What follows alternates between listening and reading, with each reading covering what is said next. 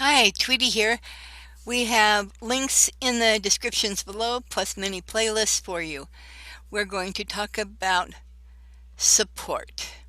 How do you support others? How do you do it charitably? You can either give money to the occasional panhandler on the road.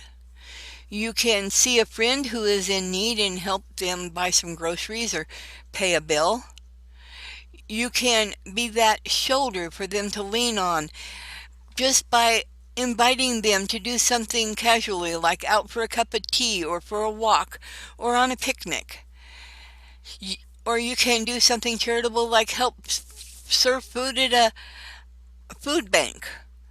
Whatever you do, think of somebody else.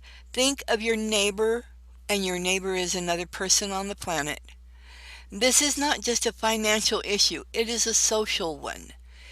Charity is a gift of love. Charity translated is love. It doesn't necessarily mean they need your money. You need to show how your time and money is used and do it well. Do it before the world.